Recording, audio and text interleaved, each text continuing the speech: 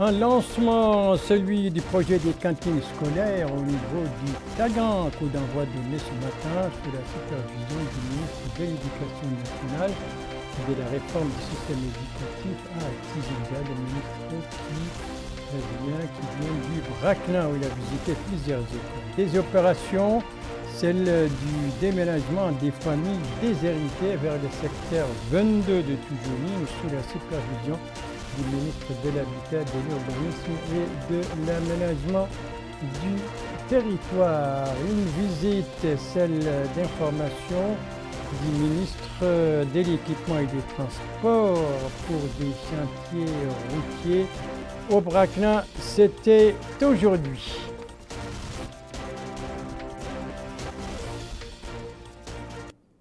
Voilà donc pour les principaux titres de votre journal et c'est parti. Mesdames, Mesdemoiselles, Messieurs, bonsoir et bienvenue à votre 21h30 de ce samedi 14 octobre 2023. 5 activités ministérielles dans ce journal, 5 activités dont 2 aujourd'hui et 3 donc hier, dont 2 plutôt 3 aujourd'hui et 2 hier, 2 à l'intérieur, 3 à Nouakchott. Eh bien, parmi les activités d'aujourd'hui, celle du ministre de l'Éducation nationale, de la réforme du système éducatif. Et elle avait pour cadre Tizigja, la capitale du Tagan, Tizigja, où le ministre a présidé le coup d'envoi du projet des cantines scolaires au niveau du Tagan. C'était ce matin en présence des autorités administratives. C'est un compte-rendu de notre correspondant permanent là-bas, Hassan Debab. Compte rendu revient en français par Aminata Khan. Après les wilayas du Bracna et du Gorgol, c'est au tour de la wilaya du Tagan de bénéficier du programme Kavala pour la cantine scolaire, fruit de la coopération entre l'ambassade des États-Unis et le ministère de l'Éducation nationale et de la réforme du système éducatif. Et c'est le ministre de l'Éducation nationale et de la réforme du système éducatif, accompagné de l'ambassadrice des États-Unis dans notre pays, qui a donné le coup d'envoi de cet ambitieux programme dans la wilaya du Tagan. L'occasion pour le ministre de l'Éducation nationale de situer le cadre de la rencontre et d'indiquer que l'élargissement du projet Kafala dans sa composante de cantine scolaire financée par le ministère de l'Agriculture des États-Unis au bénéfice de 13 727 élèves de la wilaya du Tagan est divisé comme suit dans les Mukata'a. 8 478 élèves au niveau de la Mukata'a de Moujriya, 5 336 élèves dans la Mukata'a de Tijikja et 215 dans la Mukata'a de Tichit, indiquant que ce programme va permettre aux élèves d'apprendre dans les conditions les plus appropriées. Lui succédant, le président du conseil régional a indiqué que cette intervention est venue à point nommé pour contribuer efficacement à la réussite de l'école républicaine mise en place depuis 2 ans par le président de la République, Mohamed Ould Cheikh El Ghazouani. Le maire de Tijikja a, au nom du conseil municipal, remercié l'ambassade des États-Unis et son programme alimentaire mondial qui contribue, selon lui, à l'encouragement des efforts du gouvernement dans sa lutte pour la réforme du système éducatif. Enfin, l'ambassadrice des États-Unis dans notre pays a réaffirmé les engagements de l'État américain dans sa coopération avec l'État mauritanien pour lutter contre la malnutrition. Elle a indiqué dans ce sens qu'en 2019, l'ambassade des États-Unis a financé à hauteur de 22,5 millions de dollars pour appuyer 209 écoles au niveau du Bracna et du Gorgol et qu'aujourd'hui elle est fière de participer au lancement de ce programme dans sa composante cantine scolaire au niveau de la wilaya du Tagan. 111 écoles vont bénéficier du programme pour une durée de 5 ans et un coût de 28,5 millions de dollars. Il est à noter que plus de 100 000 élèves de 320 écoles profitent de ce programme. Voilà, c'est donc parti pour ce programme des cantines scolaires au niveau du Tagan. Le coup d'envoi, vous venez de l'entendre, a été donné donc ce matin par le ministre de l'Éducation nationale et de la réforme du système éducatif en compagnie de l'ambassadrice des États-Unis. Le ministre qui était auparavant, donc, avant le Tagan, qui était auparavant au Brakna, l'occasion pour lui de visiter plusieurs établissements secondaires et primaires, bien entendu, au niveau de la wilaya du Brakna, ceci est à Aleg et à Maqta al-Hjar. Donc, sur les activités du ministre lors de ces différentes étapes, que ce soit à Maqta al-Hjar ou à Aleg, précision avec notre correspondant permanent là-bas, Mohamed Lemine Ladi, compte rendu, revient en français par Abdullah Demeba. Le ministre de l'Éducation nationale et de la réforme du système éducatif, Mokhtar Ould Dahi, s'est en premier lieu rendu à l'école numéro 6 de la ville d'Aleg. Sur les lieux, il a été informé des conditions d'enseignement au sein de cet établissement scolaire. Il a aussi assisté à la cérémonie de levée des couleurs sur fond de l'hymne national qui a été interprété par un groupe d'élèves de l'école numéro 6 de la ville d'Aleg. Il a ensuite assisté à des séances de cours en classe dispensées par des enseignants et professeurs. Il s'est ensuite rendu au lycée d'Aleg. Au sein de cet établissement scolaire, il a visité les différentes salles de classe et s'est informé des conditions d'études des apprenants. Le ministre de l'Éducation nationale et de la réforme du système éducatif a également visité l'école communautaire d'Akmemine dans la commune de Ouaddamour au niveau de la Mokhata de Maqta al-Hjar. Sur place, il a noté les remarques et propositions des staffs pédagogiques et a exhorté les responsables au dévouement. Là aussi, il a été témoin d'élèves qui ont entonné l'hymne national. À la fin de cette visite, le ministre de l'Éducation nationale et de la réforme du système éducatif a affirmé que toutes les conditions ont été réunies pour le début des cours sur toute l'étendue du territoire national. Il a demandé aux enseignants et aux parents d'élèves ainsi qu'au staff pédagogique d'unir leurs efforts pour élever la qualité de l'éducation et de faire de cette année une année caractérisée par l'amélioration des performances des élèves. Il a aussi souligné que certains manquements ont été notés avec la disponibilité d'infrastructures scolaires adéquates et la présence du personnel enseignant suffisant au sein de certaines écoles. Le ministre de l'Éducation nationale a par ailleurs rappelé que l'éducation est plus qu'une priorité pour le président de la République. C'est dans ce cadre, souligne-t-il, que la réforme du système éducatif a été initiée afin de permettre l'accès des citoyens à ces services sans exception. Le ministre a aussi appelé à poursuivre les enseignements comme il se doit, du début jusqu'à la fin de l'année scolaire. De son côté, le président du conseil régional du Brakna, Moustapha Ould Mohamed Mahmoud, et le maire de la commune de Ouaddamour ont tour à tour salué cette visite qui, disent-ils, témoigne de l'intérêt accordé par le président de la République à l'éducation. Voilà pour les activités donc, du ministre de l'Éducation nationale et de la réforme du système éducatif aujourd'hui à Tijikja, au Tagan, et hier au Brakna. Autre ministre qui s'est trouvé lui aussi également, mais cette fois aujourd'hui au Brakna, il s'agit du ministre de l'Équipement et des Transports. L'occasion pour lui de visiter des chantiers routiers. Précision sur l'objectif de cette visite et ses étapes avec notre correspondant permanent là-bas, Abdeloudoud Sidina, compte rendu revue en français par Aminata Khan. C'est pour s'enquérir de visu du suivi des travaux routiers, mais également de leur exécution par les responsables des chantiers que le ministre de l'Équipement et des Transports, Mohamed Ali Ould Sidi Mohamed, a effectué ce déplacement au niveau des villes de Bogué et Kéhédi. Sur place, le ministre, accompagné du wali adjoint, a suivi une présentation technique détaillée qui comprenait la cartographie des données sur le niveau d'avancement des travaux et la nature des mesures prises pour accélérer le rythme des travaux. Le ministre a dans ce cadre examiné les tronçons routiers en cours d'exécution et exhorté les responsables sur l'importance de respecter les délais impartis dans les cahiers des charges, mais également de travailler avec sérieux et assiduité dans la mise en œuvre des projets jusqu'à ce que cet axe routier soit achevé selon les normes internationales requises. Voilà donc pour ces trois activités ministérielles à l'intérieur du pays, et bien les deux autres activités ministérielles dans ce journal. était à Nouakchott et la première de ses activités, c'est celle de la ministre de la Santé, le ministre de la Santé qui a présidé, n'est-ce pas, les coups d'envoi des travaux du 16e Congrès national de la pédiatrie. Compte rendu d'Abdoulaye Demeba.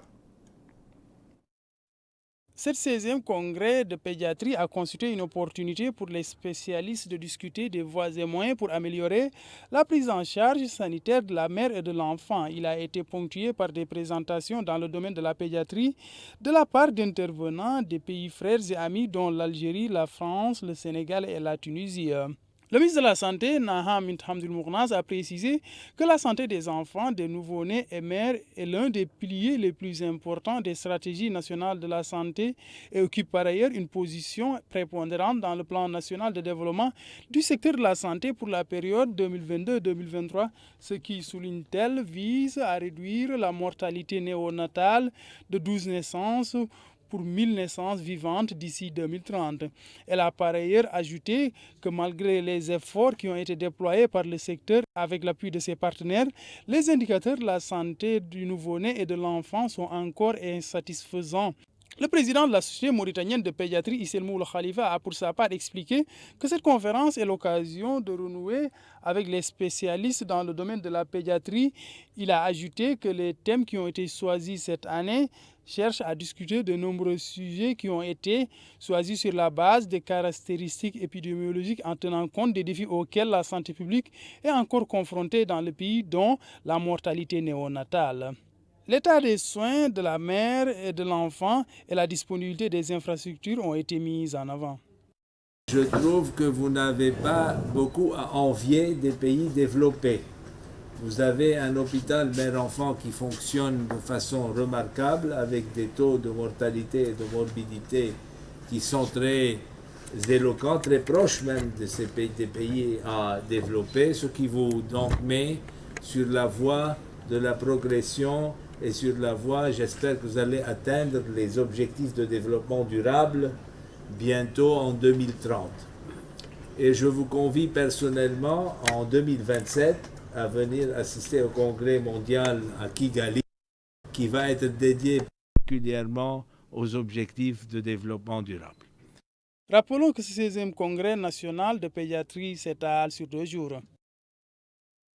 S'étale de 2 jours depuis hier donc, et le coup d'envoi de ce congrès, je le rappelle, avait été donné par la ministre de la Santé. Son collègue de l'habitat, de l'urbanisme et de l'aménagement du territoire, lui aussi a présidé, mais c'est aujourd'hui, une cérémonie. Il s'agit des opérations, des premières opérations de déménagement des familles déshéritées vers le secteur 22 qui se trouve dans la Muqata'a de Toujou, Nouakchott Nord.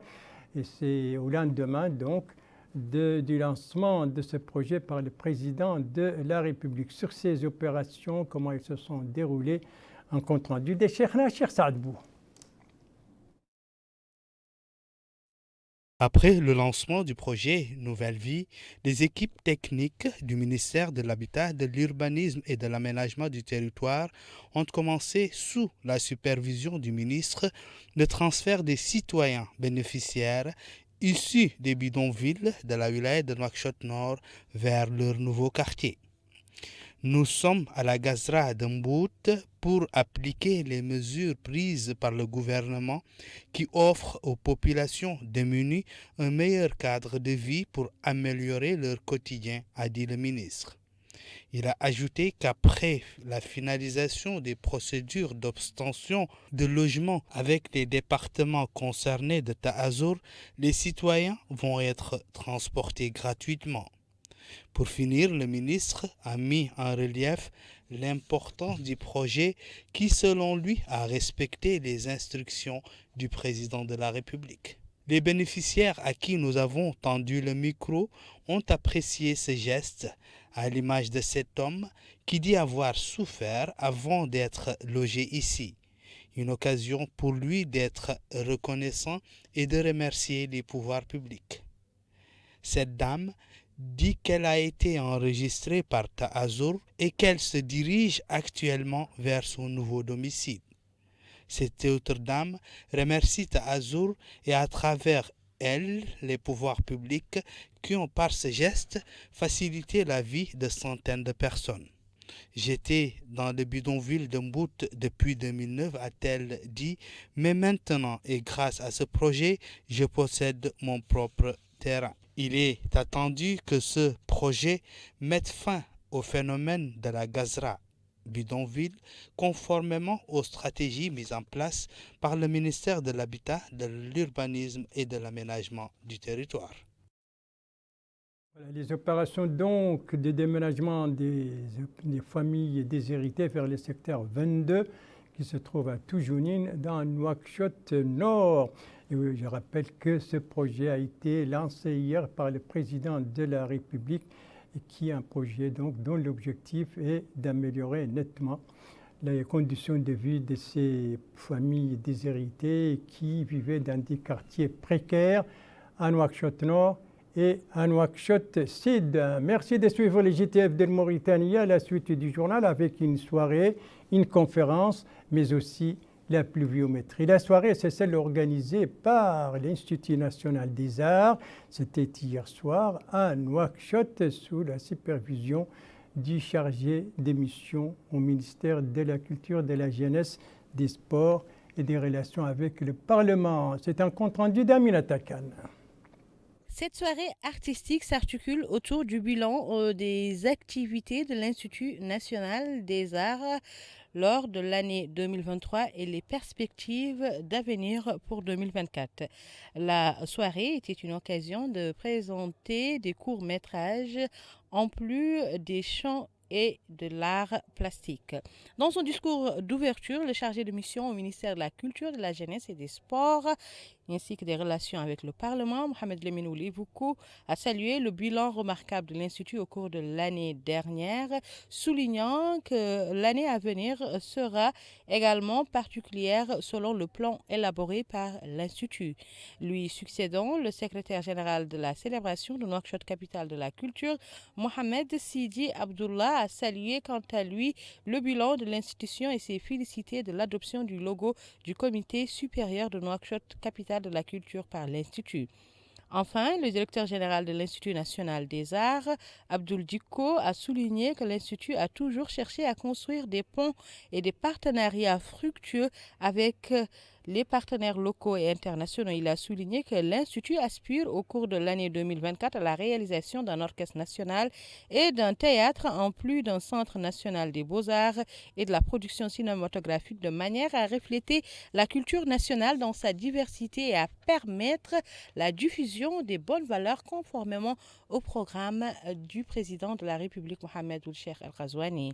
La soirée s'est déroulée en présence du wali adjoint de Nouakchott Ouest et de plusieurs cadres du département de la culture.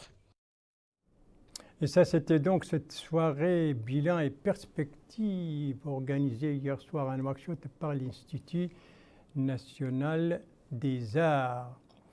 Quant à la conférence que je vous annonçais tout à l'heure, eh bien, il s'agit de celle de Tigmatin, la conférence internationale dont la 14e édition a commencé hier soir. Compte rendu de notre correspondant permanent là-bas, Mohamed Yatme, compte rendu revu en français par Cheikhna Cheikh Saadbou.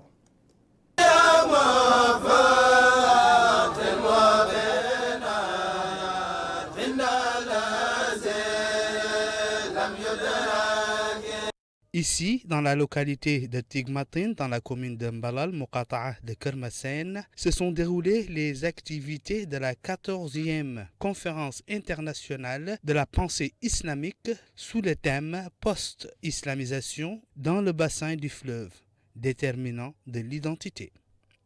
C'était une occasion pour le wali du Traza, M. Mohamed Ould Ahmed Mouloud, d'indiquer que l'organisation de cette conférence coïncide avec un moment particulier au cours duquel, grâce aux directives du président de la République, Mohamed Ould Cheikh El Ghazouani, notre pays a fait des progrès dans le domaine de la promotion et la diffusion des enseignements de l'islam et de ses valeurs de tolérance.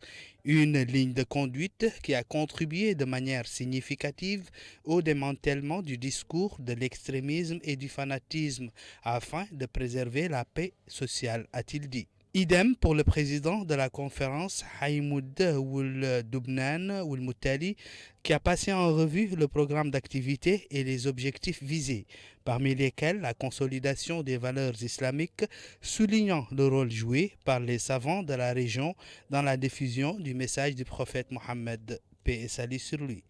Il est à noter que la conférence a réuni un groupe d'érudits, d'imams et de cheikhs de plusieurs pays islamiques. Post-islamisation dans le bassin du fleuve, les déterminants de l'identité étaient les thèmes de cette conférence internationale sur la pensée islamique, conférence internationale de Tigmatin, coup d'envoi hier soir donné par le wali du Trarza. Le Trarza, justement, fait partie des 6 wilayas qui ont été arrosés durant les dernières 24 heures.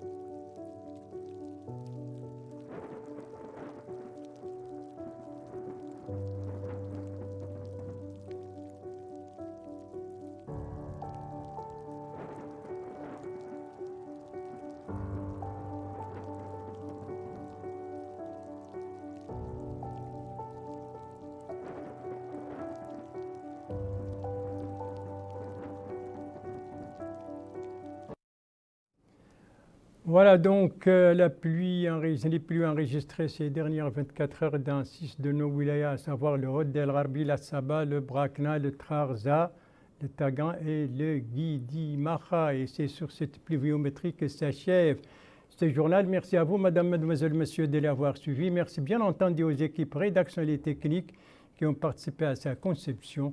Je vous en rappelle les principales informations. Ici, nous sommes à Tijikja, la capitale du Tagan. Tijikja qui a vécu aujourd'hui à l'ère du lancement du programme des cantines scolaires, supervision du ministre de l'Éducation nationale et de la réforme du système éducatif en compagnie de l'ambassadrice des États-Unis. Ici, nous sommes à Nouakchott, précisément à Nouakchott Nord, pour assister aux premières opérations de déménagement des familles déshéritées vers le secteur 22 à Toujounine.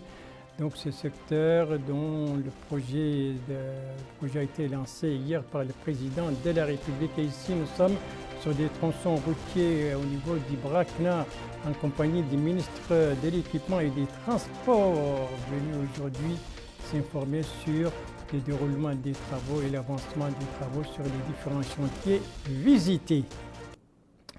Et puis, n'oubliez pas que tout à l'heure, à 22h, vous avez rendez-vous avec la première émission d'un programme politique de Mauritanie, programme qui a pour nom Muntaha Raïs. C'est un programme politique qui invite les acteurs politiques et tous ceux qui sont intéressés par la politique sur des problèmes nationaux. Ce soir, c'est donc la première émission. Et son thème, c'est le rôle de l'élite politique dans le renforcement du front intérieur face à la situation régionale et internationale, un débat dirigé par mon confrère Mohamed El Mokhtar. Le GTF reviendra demain à 21h30 et vous serez en compagnie de Dey Saou Sidi. Quant à moi, il ne me reste plus qu'à vous souhaiter une très très bonne fin de soirée, une très très bonne fin de semaine et à vous donner rendez-vous, Inch'Allah, vendredi prochain à la même heure, 21h30. Bonsoir.